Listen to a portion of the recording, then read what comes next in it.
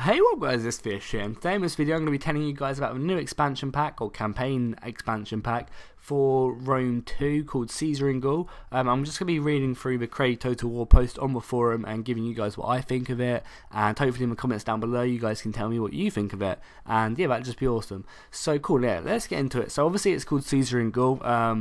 Well, it's pretty self-explanatory what it is. It's when Caesar goes to Gaul and kind of really makes a name for himself, where he gets his power, he makes his legionaries very veteranized and just becomes extremely powerful. So yeah, the description of it is it's a standalone pack.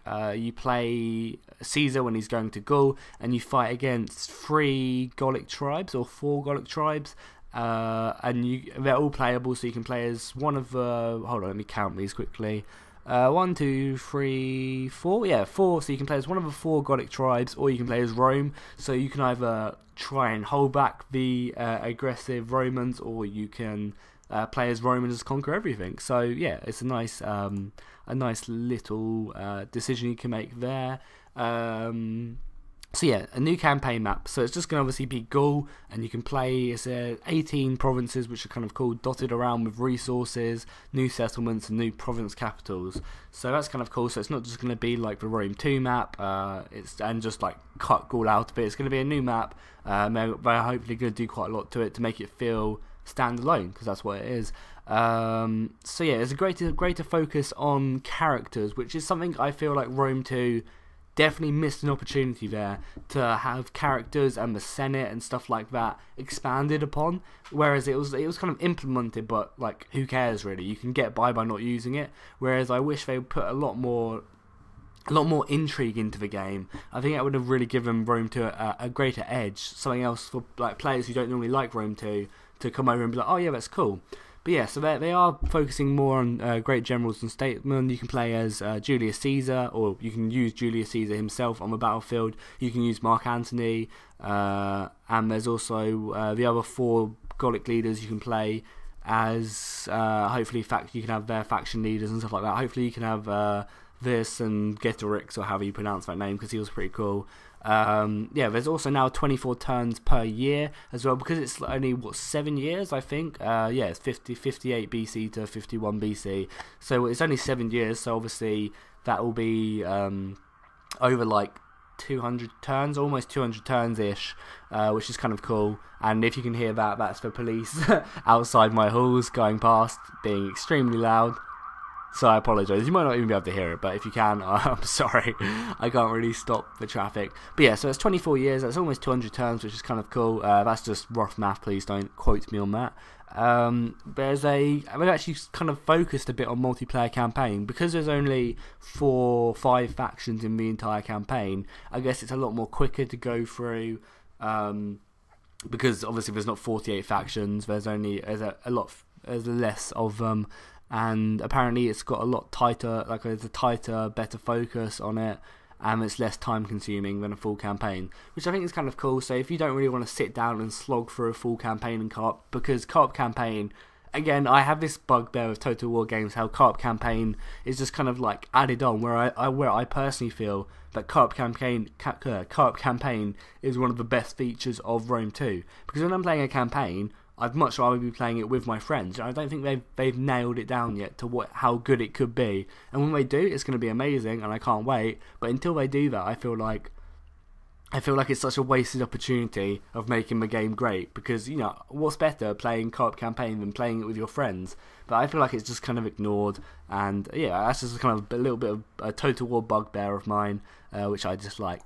So yeah, there's new mid-challenges. The Gaulic tribes can form alliances against you and stuff like that, which is kind of cool. And there are a load of new units as well later on, but I'll get onto that. Just reading this quickly through. And there's new challenges that face you, which replace the civil war.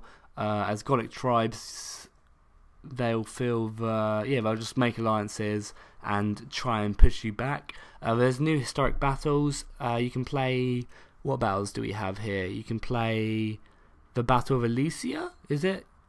Where is it? Yeah, you can play as the Battle of Alesia, which is a really, really awesome battle. I definitely, if you have time to go check it out, I definitely would go on the Wikipedia page, or just look at a video or something, because it is a really awesome battle. Caesar pretty much builds like 2 walls to keep the reinforcement army out of the city and hold them back, and then he built another wall which keeps the people in the city. So he kind of like divides and conquers them. It's a really smart maneuver by Caesar, and I definitely suggest you go check it out. I think there's a pretty good video if you just type in Battle of Alesia. And that's pretty much one of the reasons he won the war in Gaul. Like, it gave him a lot of momentum. So yeah, it's really interesting. And then you've got new factions, which I've already talked about. There's 4 new. I'm not even going to try pronounce them because I'll butcher their names. So there's 3 new ones, and I think pretty sure you can play as the one which is already into Rome at the moment. So yeah, there's 3 new playable factions, plus there's 4 Gaulic nations you can play though. A load of new units for each one. You got veteran spearmen, some Gaulic legionary infantry. You've got some chosen swords, chosen spears, hunters. So you got a load of units which they can use, and a load of auxiliary units as well. I guess for Rome they get to use them. I guess Rome, and then you got a load of mercenaries. But yeah, so quickly I found this little post on the forum which is kind of cool. It kind of goes through the pros and cons for it, and I think it's kind of cool. So yeah, the pros are that there's 24 turns per year, which is kind of cool. And it looks a lot more in depth on Gaulic factions, which are kind of cool. Hopefully it revamps the political system, which is something I'm really wanting to happen, because I think it's such a missed opportunity to make the game great, and show Caesar's struggle for power as he goes on to fight a civil war, etc. So this logically leads to Caesar versus Pompey as another expansion pack, and then Augustus, his son, versus Brutus, and then Mark Antony versus Augustus, and just like a load of awesome stuff which is later on down the road, which I really think could make this game great. And then obviously against it, Rome 2 is really not kind of finished yet. It's still very broken, got a lot of bugs and a lot of annoying things. Paid DLC is normally overpriced, but then again, I don't really mind the DLC. I mean, I'm a student, I don't really have a lot of money, but I don't mind paying out for DLC for Rome because I just love the Total War series.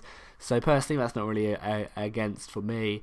And this dude's put here, abandon a base game to go on to expansions, which I don't think is a bad thing at all, personally, because if you look back at Shogun 2, I really didn't enjoy playing Shogun 2. Obviously at the beginning I did because it was all new, but I really didn't love playing Shogun 2 that much.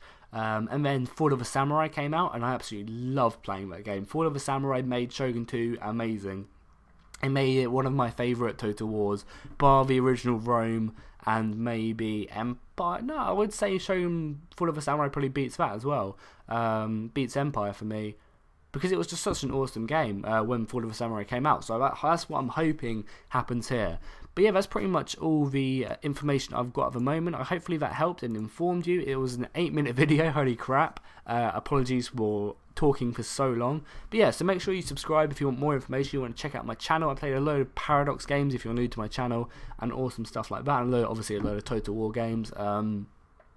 So yeah, I'll try and shorten this video by stop talking right now, and yeah, I'll see you guys next time, and tell me what you think in the comments down below.